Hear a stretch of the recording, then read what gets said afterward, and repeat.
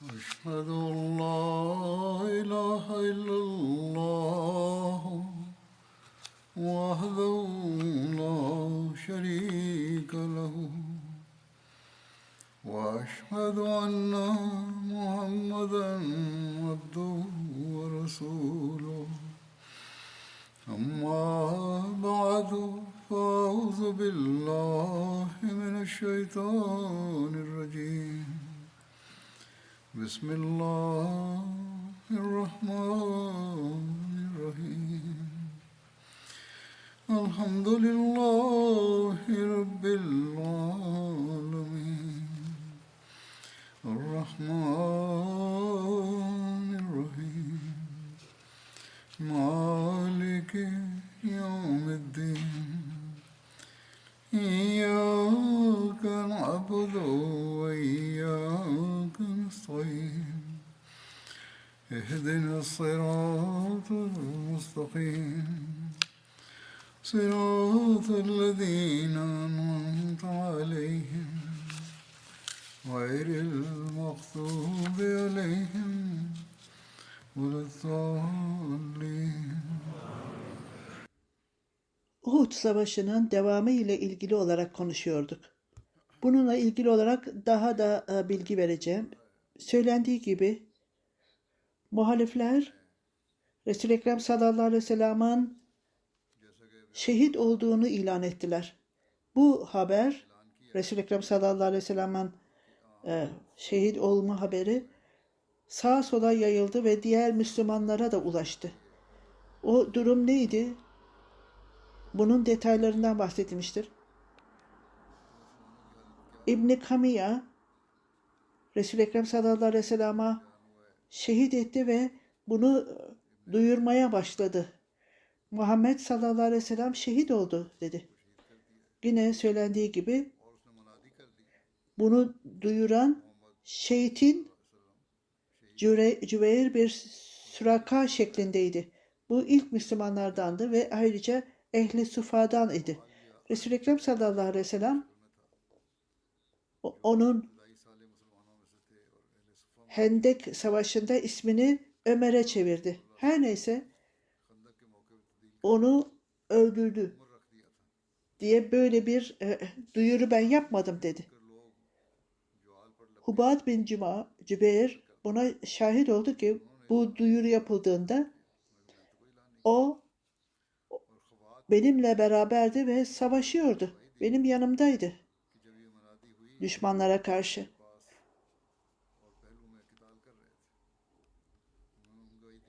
Yine bildirildiği gibi bunu duyuran Azabul Akaba 3 kere bunu duyurdu. Muhammed sallallahu aleyhi ve sellem şehit oldu dedi. Her neyse farklı söylentiler vardır. Bunu kim bunu ilan etti ve insanlar da farklıydı. Belki de farklı insanlar bu duyuruları yapmıştır farklı yerlerde.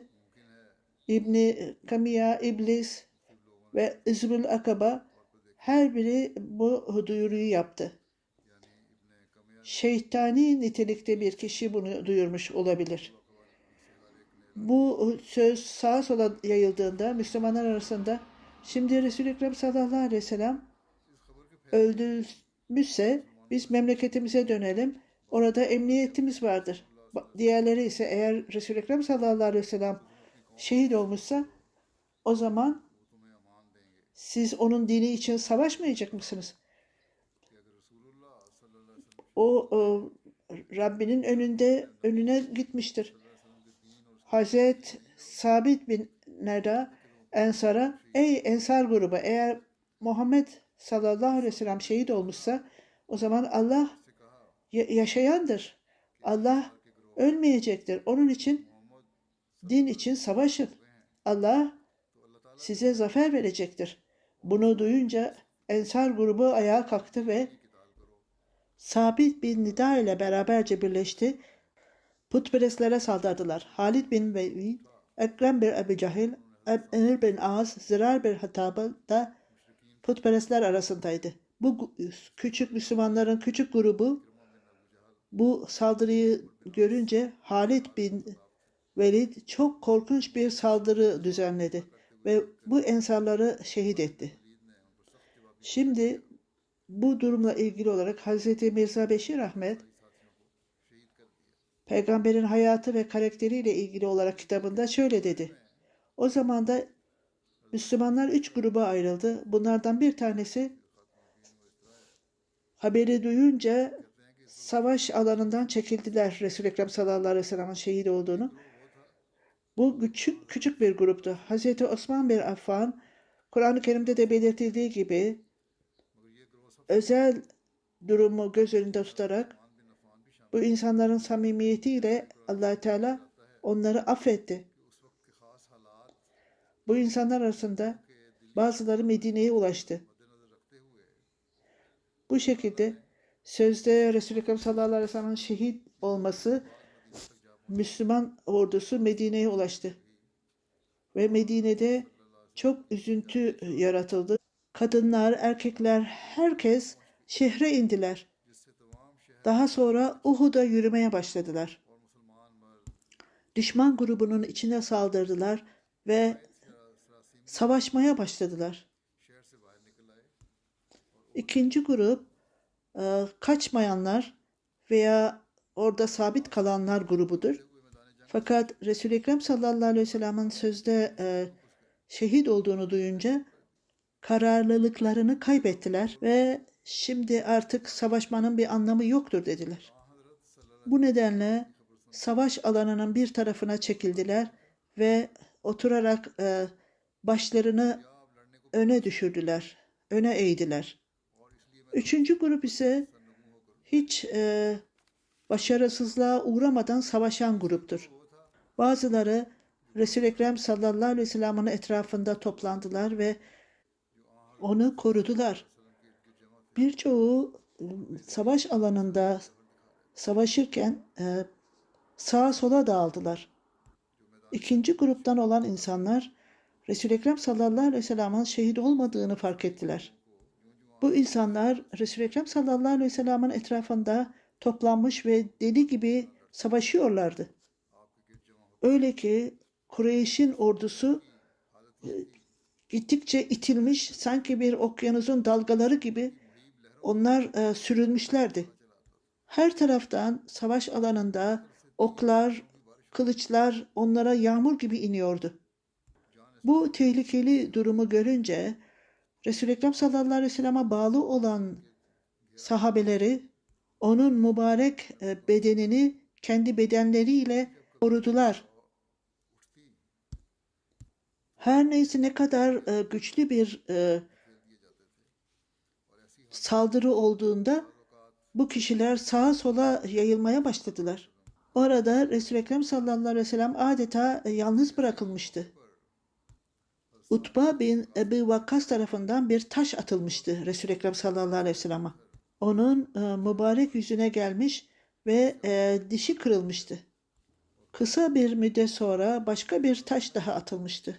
Abdullah bin Şahab tarafından bu taş atılmıştı. Bu taşlar Resul-i Ekrem sallallahu aleyhi ve sellem'in alnı yaralanmıştı. Üçüncü taş ise İbn Kamiye tarafından fırlatılmıştı. O Resul-i Ekrem sallallahu aleyhi ve sellem'in mübarek yanağına gelmişti. O taş Resul-i Ekrem sallallahu aleyhi ve sellem'in miğferine gelmiş ve miğferin iki halkası onun yüzüne saplanmıştı. O kardeşinin yaptığı bu davranıştan dolayı savaşta hiçbir kimseyi bu kadar öldürmeyi arzu etmemişti, kardeşini öldürmek gibi.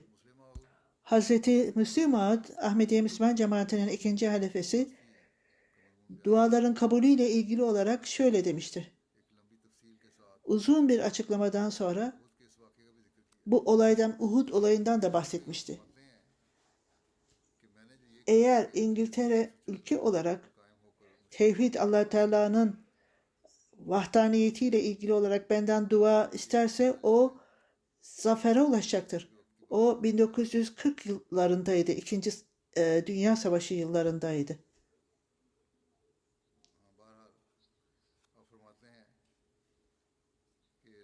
Eğer bu insanlar benden dua isterlerse onlar zafere ulaşırlar demişti. Bu Allah Teala'nın önceden bildiği bir şeydi. Benim rüyam bunu tasdik etmektedir. Vaat edilen Mesih Aleyhisselatü Vesselam bunun için çok dua etmiştir. Allah Teala'nın dergahında insanları yaşattılar.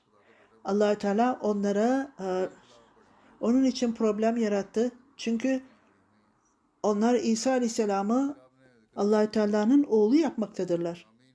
Onun için Allah Teala onları probleme düçar etmiştir.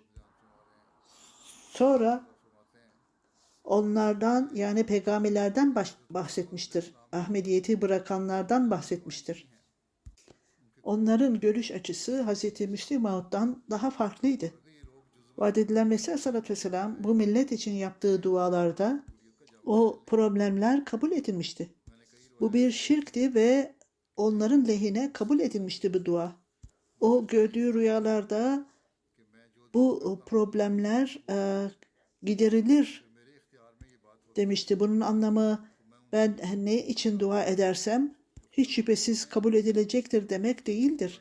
Eğer bu benim gücümde ise o zaman neden ben bu problemlere yarattığımız problemlere niçin biz onları gidermeyelim? Kur'an-ı Kerim'de müşrikler Resul-i Ekrem sallallahu aleyhi ve sellem'e şöyle diyeceklerdir.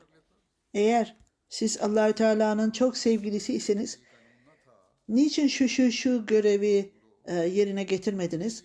Allah Teala ey Muhammed sallallahu aleyhi ve sellem onlara söyle.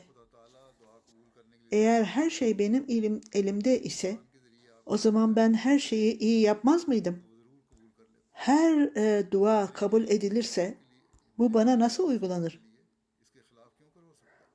Allah Teala bir duaya kabul etmeye hazır olursa ilk önce onun onurunu tesis eder, ondan sonra dualarını kabul eder. Ya benim için ya da başkası için tam bunun tersi nasıl olabilir? Ben biliyorum İngilizlerin gücünde isterlerse bizi asabilirler veya bizi yakalayıp hapsedebilirler. Düşmanlarla karşılaştırıldığı zaman biz zayıf görülmekteyiz. O zaman da bu dünya savaşı sırasında durum çok kötüydü. Benim dualarım vasıtasıyla bu zorluklar giderilebilir. İngilizler belli kurallara göre bu birlikleri kontrol edebilirler. Duaların kabulü başka bir kanun altındadır. Resul-i Ekrem sallallahu aleyhi ve sellem'i öldürmek için İran kralı niyet etti. Fakat daha buna ulaşmamıştı. Bu mesaj Yemen'in sınırlarına kadar ulaşmıştı. Git sen liderine söyle biz gelmeyeceğiz demişti. Sizin Tanrınız bizim Rabbimizi öldürdü. Allah Teala o kralın oğluna babasını öldürmeyi kalbine yerleştirdi.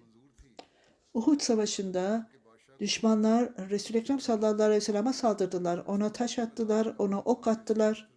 Onun miğferini kırdılar, başı yaralandı. Halka miğferinden yüzüne o halkalar saplandı. Bundan dolayı bayıldı ve düştü. Diğer sahabeleri de onun üzerine düştü. Sahabeler onun şehit olduğunu düşündüler. Belki birisi eğer Allah-u Teala'nın bu kadar saygısı varsa Resul-i Ekrem sallallahu aleyhi ve sellem'e İran'ın kralı yok oldu, ortadan kalktı. Uhud Savaşı'nda Allah-u Teala neden müşriklere taş atma fırsatını verdi? Resul-i Ekrem sallallahu aleyhi ve sellem'e. Bu iddialar tamamen yanlıştır. Bu Allah-u Teala'nın sırrıdır. Bazen küçük meselelerde Allah-u Teala azap verir. Bazen de onları bırakır. Bazen insanların çaresizliği onlara iner. Bu olay devam etmektedir. Resul-i Ekrem sallallahu aleyhi ve sellem'in öldürülme haberi yayıldığında Resul-i Ekrem sallallahu aleyhi ve sellem de derhal şuuruna geldi. Hazreti Ebu Ubeyre ilk önce onun Resul-i Ekrem sallallahu aleyhi ve sellem'i tanıdı ve o hayatta olduğunu öğrendi. Hazreti Ebu Ubeyde Ben Resul-i Ekrem sallallahu aleyhi ve sellem'i gözlerinden tanıdım. Miğferinin altından gözleri parlıyordu, ışıl ışıldı. O giydiği miğferi başını korumak ve yüzünü korumak için kullanıyordu. Bunlar savaşlarda kullanılır. Ben Resul-i Ekrem sallallahu aleyhi ve sellem'in ışıldayan gözlerini gördüm dedi. Hemen onu tanıdım ve hayatta olduğunu bildim. Onu tanır tanımaz bağırdım. Bütün gücümle bağırdım. Ey Müslümanlar, size müjdeler olsun. Allah-u Teala'nın peygamberi aramızdadır. O zaman Resul-i Ekrem sallallahu aleyhi ve sellem bana sus diye işaret etti. Başka bir söylentiye göre başka bir sahabe ilk önceydi Resul-i Ekrem sallallahu aleyhi ve sellem'i tanıyan bir yazar. O hendeye düştükten sonra Resul-i Ekrem sallallahu aleyhi ve sellem'in bedeni kana bulanmıştı. Başka bir söylentiye göre Resul-i Ekrem sallallahu aleyhi ve sellem'i tanıyanlar arasında Ka'b bin Malik vardı. Onu yine gözlerinden tanımıştı ve ey millet, absuru haza Resulullah diyordu. Yine Resul-i Ekrem sallallahu aleyhi ve sellem onlara susmasını söyledi.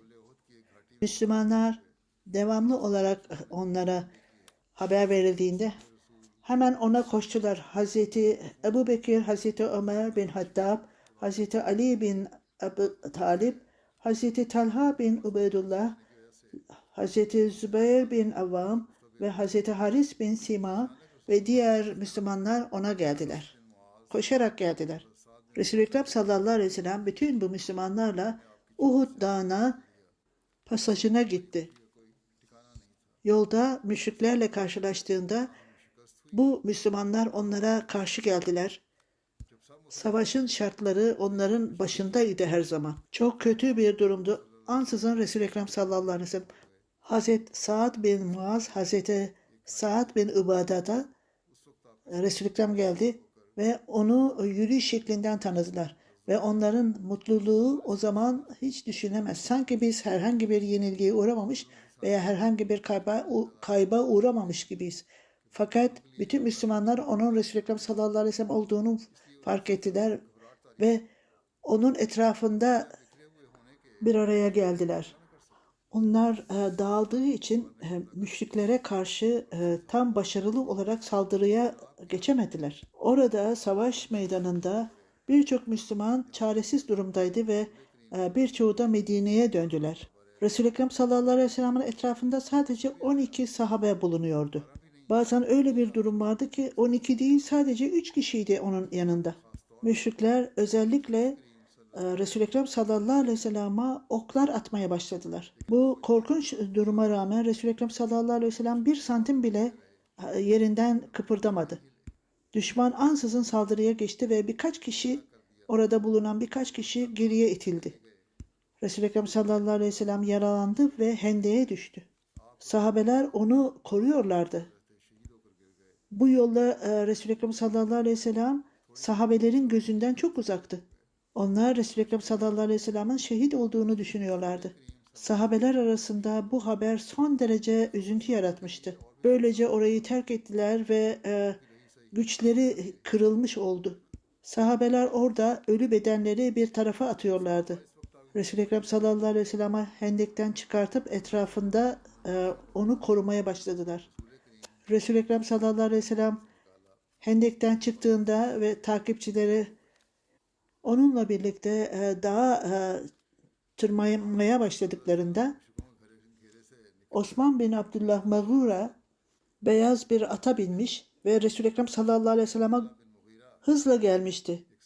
Baştan aşağıya zincirli zırhla kaplanmıştı ve zırh giyiyordu. Ekrem sallallahu aleyhi ve sellem'in gittiği yöne doğru gidiyordu.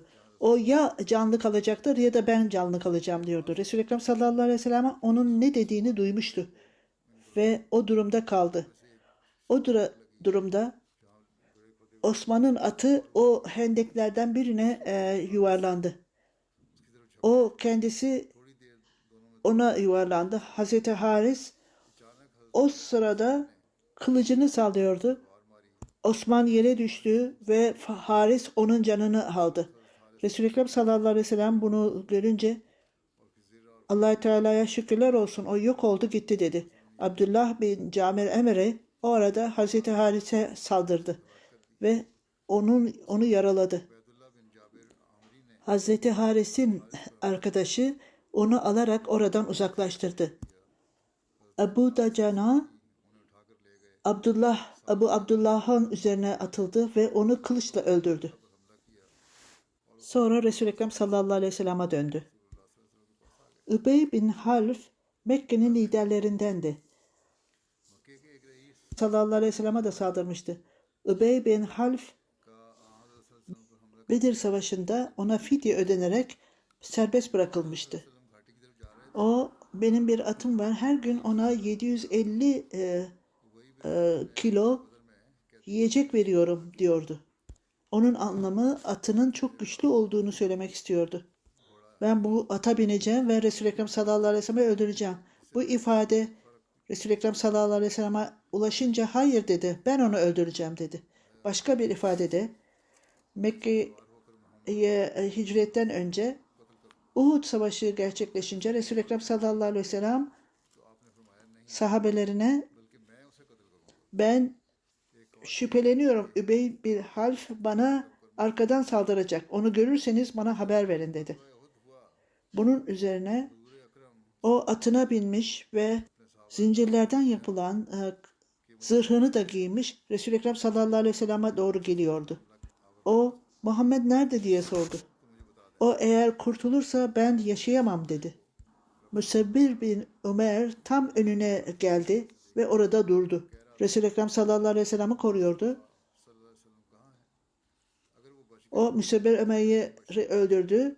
Sahabeler ey Resulullah sallallahu aleyhi ve sellem Müsebbir bin Ömer size doğru geliyor. Eğer izin verirseniz onun hayatını sona erdirelim. Başka bir söylentiye göre sahabeler geldi, önünde durdu. O kenara geçin dedi, onun yolunda durmayın. O Resul-i Ekrem sallallahu aleyhi ve sellem'in önüne geldi. Resul-i Ekrem sallallahu aleyhi ve sellem ey yalancı nereye kaçıyorsun dedi. Sahabeler Resul-i Ekrem sallallahu aleyhi ve sellem'den devenin arkasındaki sineklerin kaçıştığı gibi onlar da kenara çekildiler.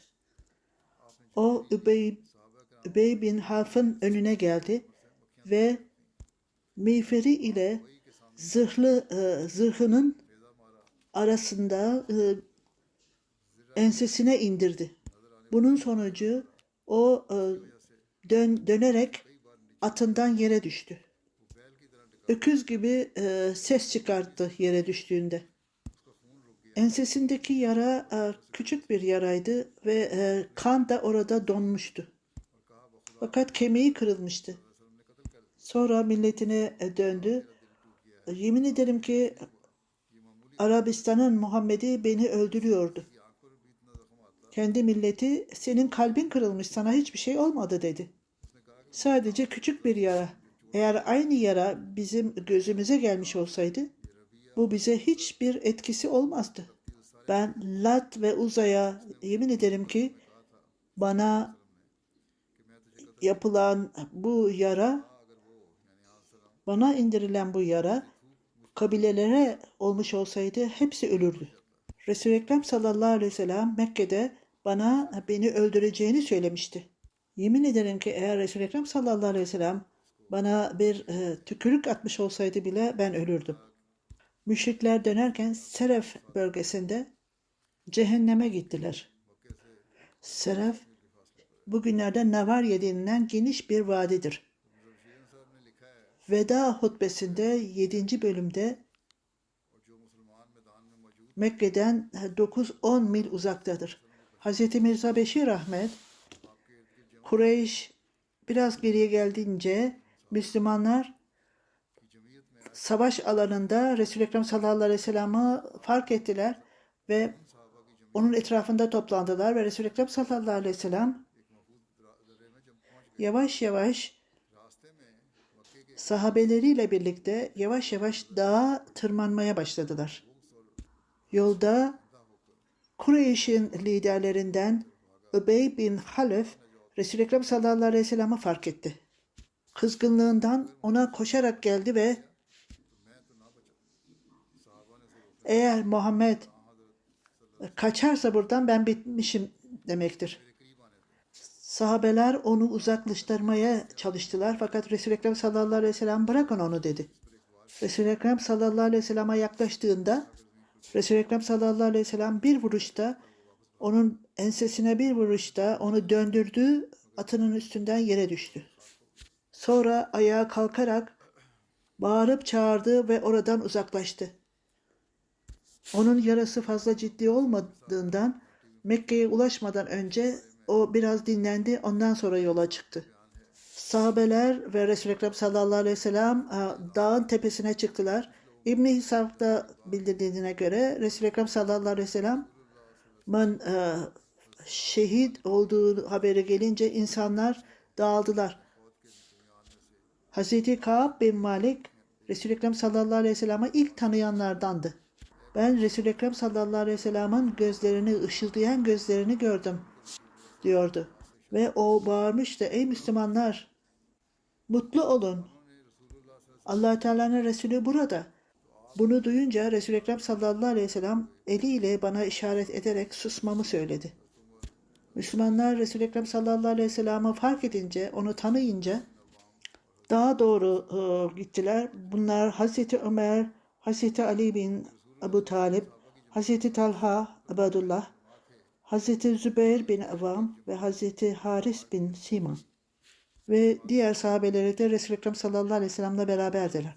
Resul-i Ekrem sallallahu aleyhi ve sellem o dağa çıktığında sahabeleriyle ansızın Kureyş dağın yoluna geldiler. Halid bin Velid onlarla beraberdi. Resul-i Ekrem sallallahu aleyhi ve sellem düşmanlar için dua etti.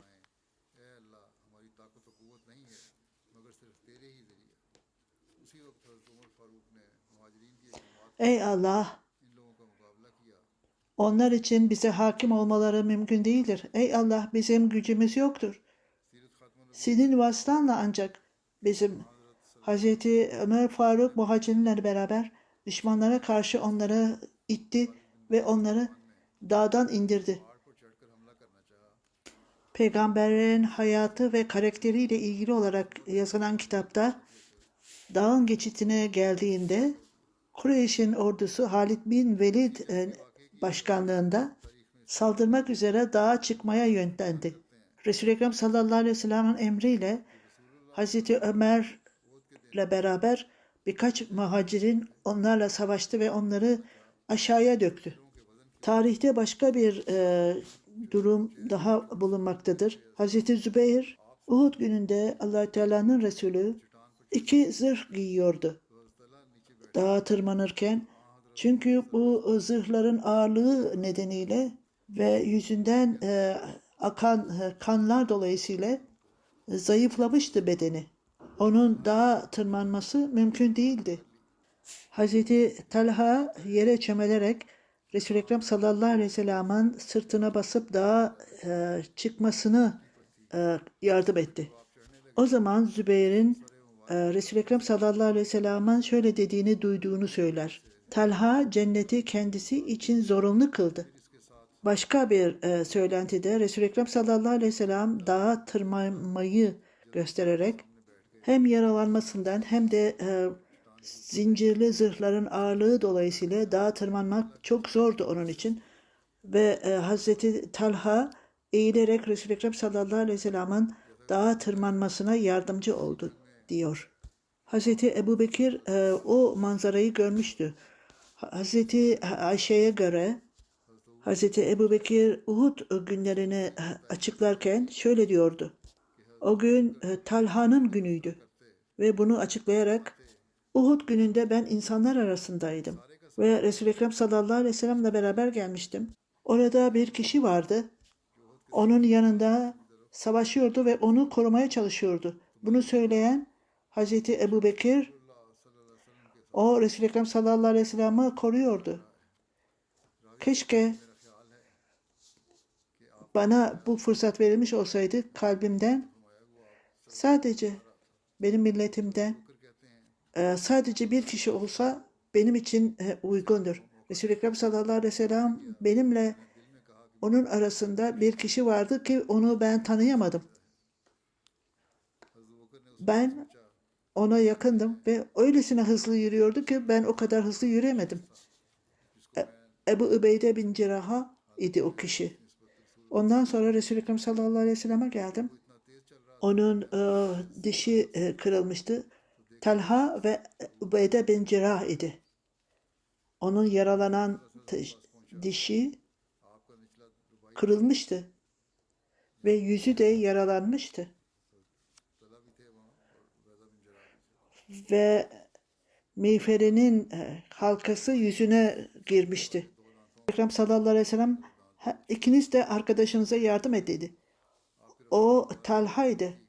Çünkü çok kan kaybediyordu. Resul-i Ekrem sallallahu aleyhi ve sellem'in kanını kaybetmesine yardım ediyordu.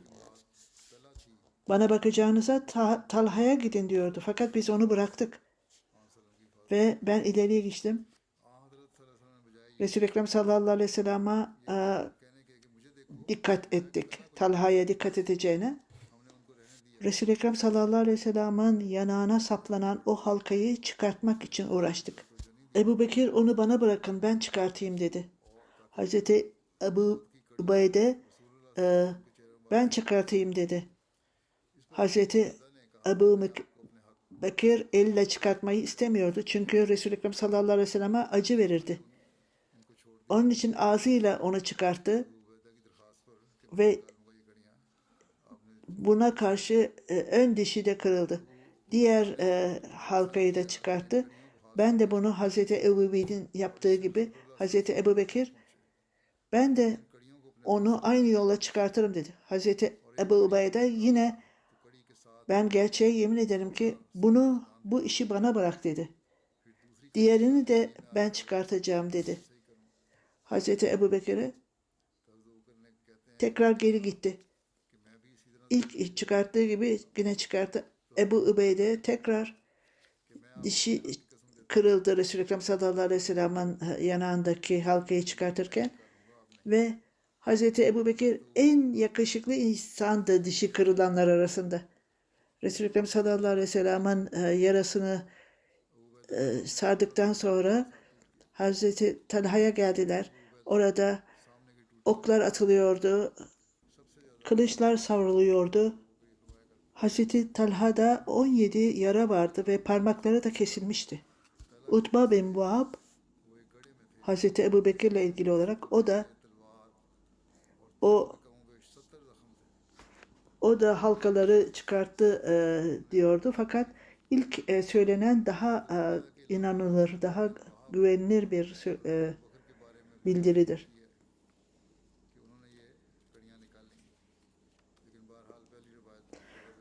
Ebu Said Hudri'nin bildiğine göre Resul-i Ekrem sallallahu aleyhi ve sellem'in yüzünden yanağından iki halka çıkartıldı. Kan öylesine akıyordu ki sanki bu Halid bin Malik onu kanını emmeye başladı. Sen kan mı içiyorsun dedi. Evet dedi. Resul-i Ekrem sallallahu aleyhi ve sellem kim benim kanıma dokunursa ona ateş dokunmaz dedi. Devsul Hada'nın bildirmesi. Bu söyleme üzerinde düşünmeye değerdir. Gerçek midir? Allah bilir.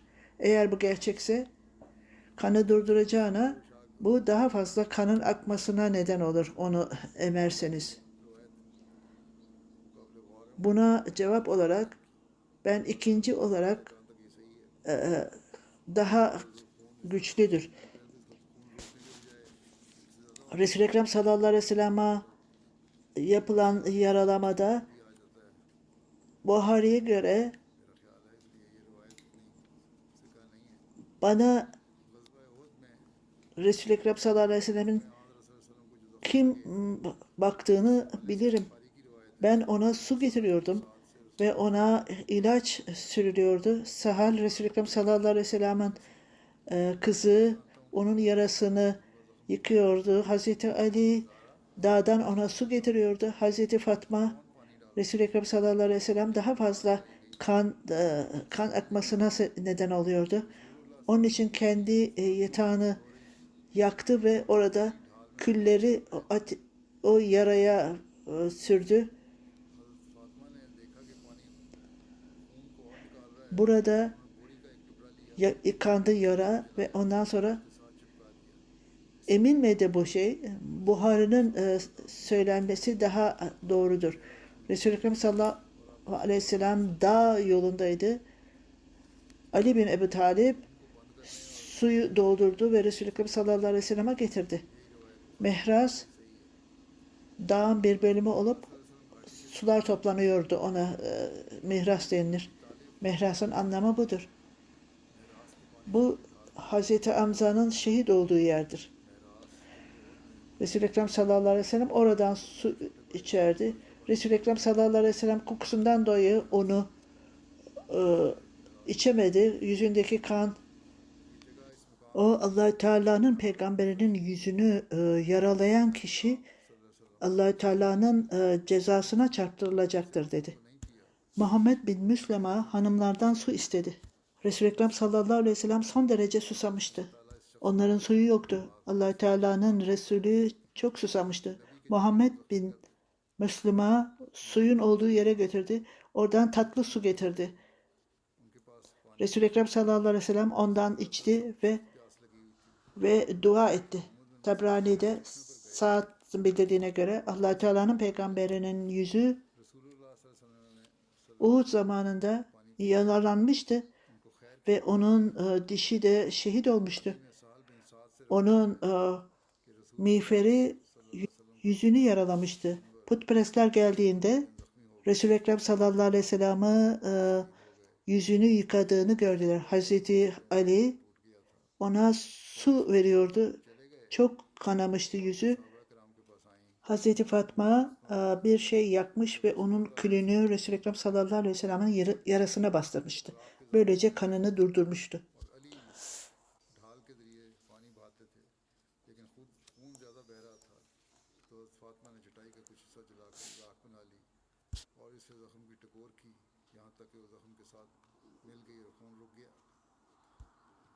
Peygamberlerini yaralayan, dişini kıran bir millet nasıl başarılı olabilir?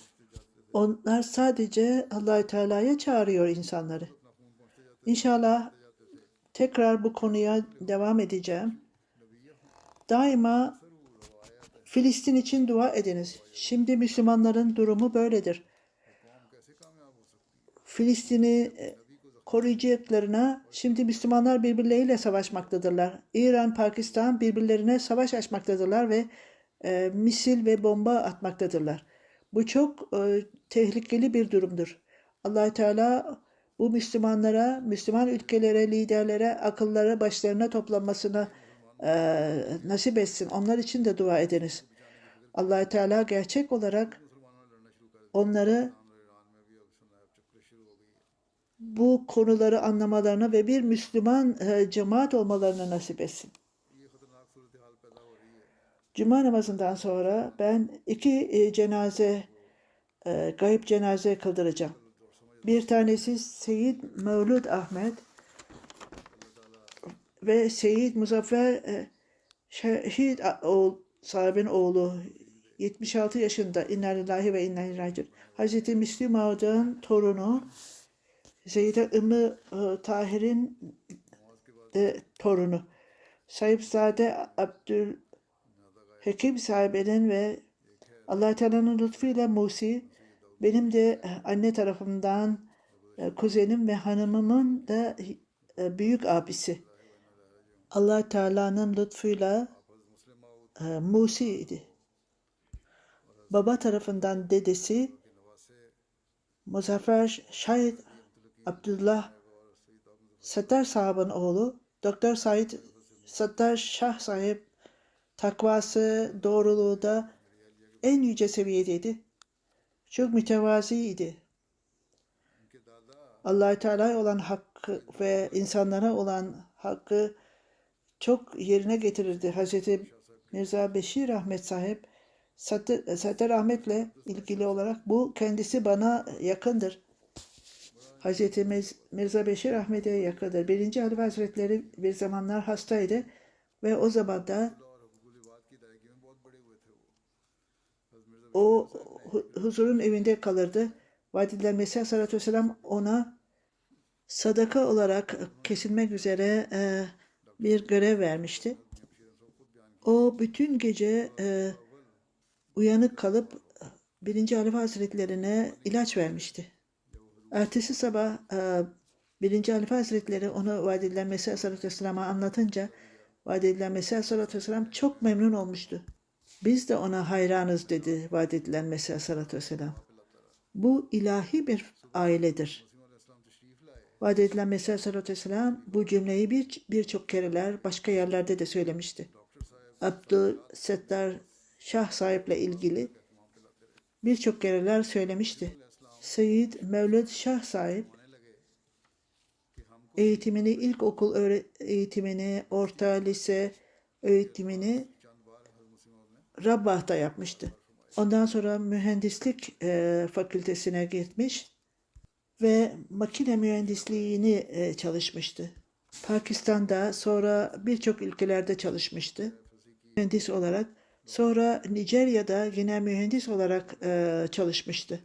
Üçüncü Halife Hazretleri onun nikahını kıymıştı ve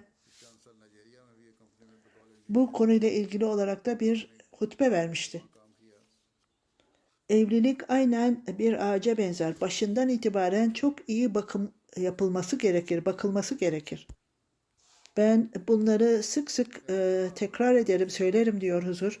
Bazen geçmiş halifelerin yol göstermelerinden, bazen kendi hutbelerimde de bundan bahsederim. Çünkü insanlar sık sık bu konuyla ilgili olarak soru sorarlar. Biz evlilik ilişkilerimizi nasıl güçlendirebiliriz? Onun için kendim hutbelerimde de belirtirim bunlardan. Bazen de bunları geçmiş halifelerden söylerim. O zamanda bu ilişkiler özellikle daha başından itibaren dikkat edilmelidir. Kur'an'a göre kavli sadid, çok dümdüz söz söylenmelidir, gerçeği söylenmelidir. Ancak o zaman bu ağaç korunabilir. Yoksa sadece karı veya koca değil, karı kocanın da aileleri de korunmalıdır ve bütün çevre de korunmalıdır. Birçok güzel nitelikler, dedikodu, sabırsızlık, kızgınlık gibi etkilerle kaybolur gider. Bu ilan ettiğim nikah çok nimetli bir evliliktir ve bunlardan yeni takva sahibi nesiller olacaktır. Bu her iki ailede çok nimetli bir ailedir. Hem Ahmediye cemaatin için hem insanlık için çok iyi bir ailedir.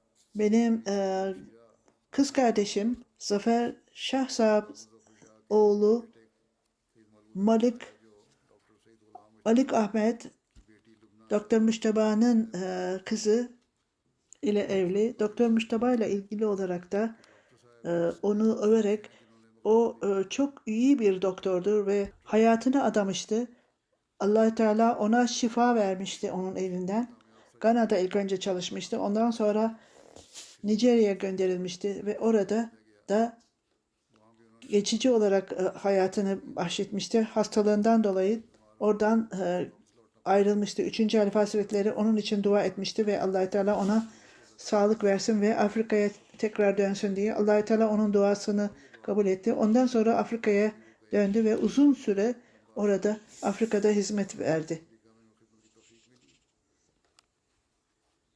Ondan sonra ikinci halife Allah Teala Sayyid Maulud Ahmed'e dine hizmet etmesini nasip etsin.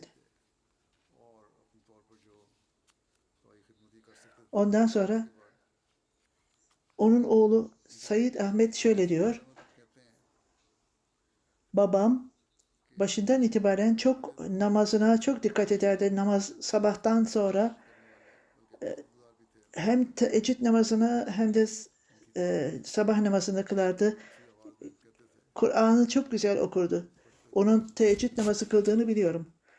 Uyumadan önce eski evliyalardan bahsederdi. Çandasını çok devamlı olarak öderdi ve daima bize de çanda ödememiz için bize tavsiyede bulunurdu.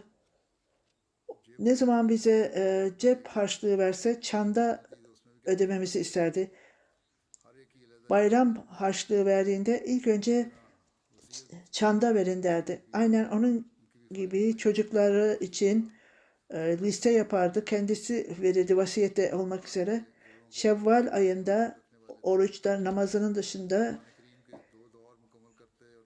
Ramazan'da 2 kere Kur'an-ı Kerim'i tamamlardı ve çok dopdoğruydu ve çok dürüsttü. Sosyal ve arkadaşça kişiydi. Uzun zaman ilişkilerinde daima böyle insanları sorar ve saygıyla konuşurdu yaşlılarla ve gençlerle. Kalbinde hiçbir kötülük bırakmazdı ve ön yargılı değildi.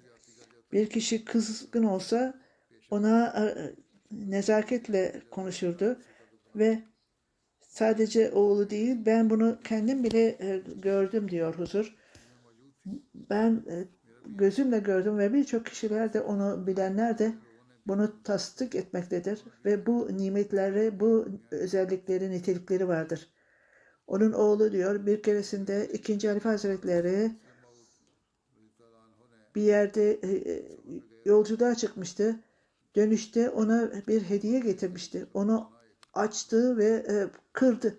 2. Halife Hazretleri ben sana hediye getirdim. Sen onu paramparça ettin. Ondan sonra ben onu tekrar yapacağım dedi. Onu tekrardan yaptı. 2. Halife Hazretleri'nin önünde. 2. Halife Hazretleri annesine onun bunu mühendis yap dedi. Ve onun 2. halifenin sözleri yerine geldi ve en güzel mühendis oldu. 2. halifelerin talimatı herkese faydalıdır. Bir keresinde 2. Halife Hazretleri Sind'de bağına gitmişti. Orada gittiğinde o kişi de oradaydı.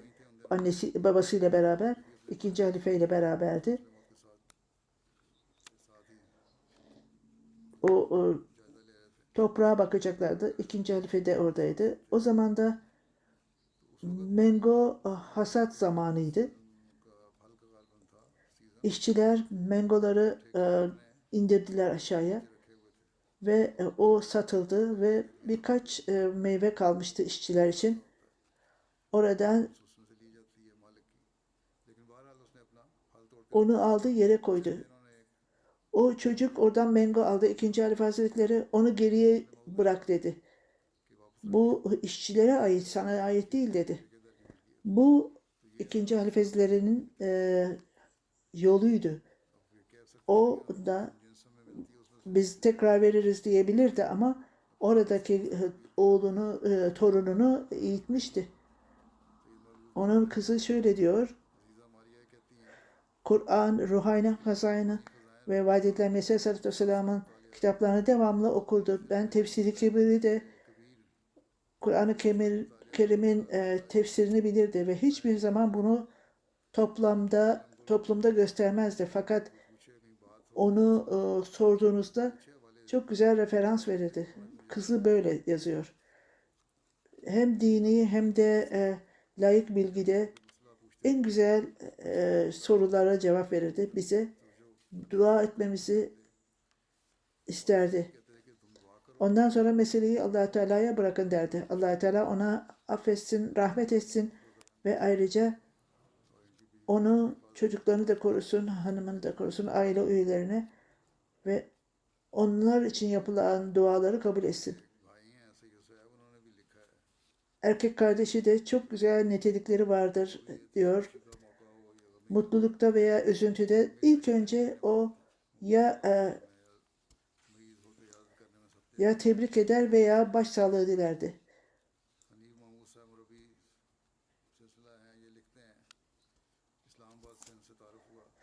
Sint'te ben onunla karşılaştım. Çok mütevazi ve dürüst bir insandır diyordu bir mübellik. O özellikle misyonerlere çok saygı gösterirdi. Rabbah'a geldiğinde devamlı olarak ilişkileri benimle beraberdi ve İslamabad'da da. camide bulur ve benimle konuşurdu.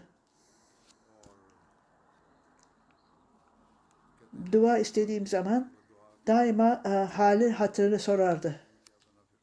Allah Teala bu iyi ilişkileri çocukları arasında da gelişsin. İkinci cenaze Ahmet Ag Muhammed sahip, Ahmedi Müslüman Cemaati Dori, Burkina Faso'nun emiriydi. Geçenlerde vefat etti. 65 yaşında. İnna lillahi ve inna ileyhi raciun. Arkasında 2 hanımı, 10 oğlu ve 5 kızını bıraktı arkada. Misyoneri in charge şöyle yazıyor. Çok aktif bir kişiydi.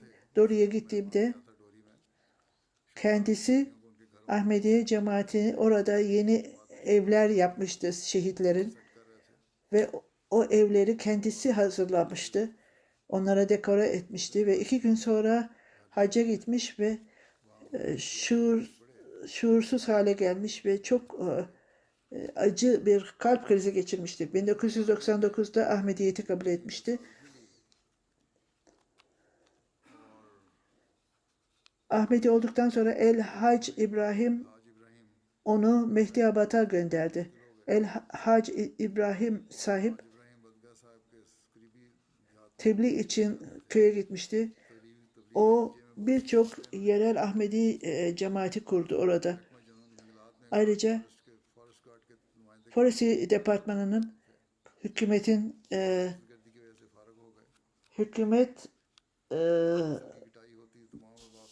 departmanını temsil ediyordu. Fakat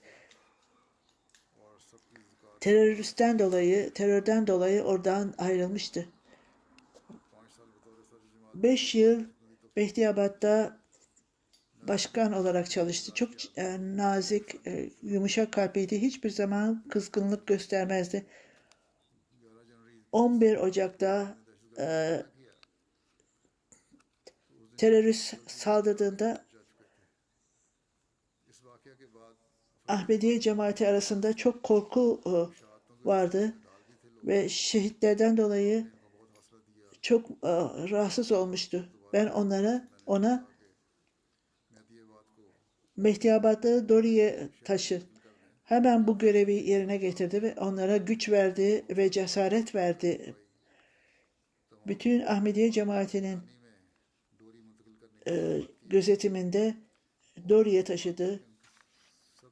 Şehitlerin ailelerinin bütün ihtiyaçlarını karşıladı. Her gün sabah namazından sonra şehitlerin ailesine gider selam verirdi ve onlara herhangi bir ihtiyaçları varsa hemen onları yerine getirirdi. 800 kişi vardır orada. Hepsine göz kulak olur.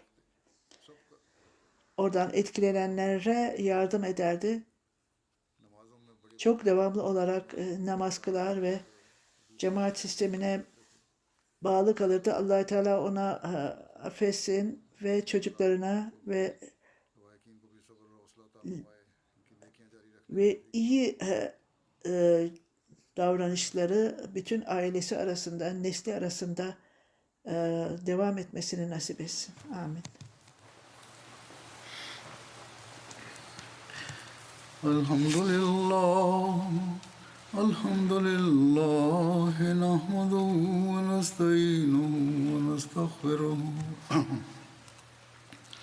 ve nu'minu bihi ve netevekkalu aleyh ve na'udzu billahi min şururi enfusina ve min seyyiati a'malina.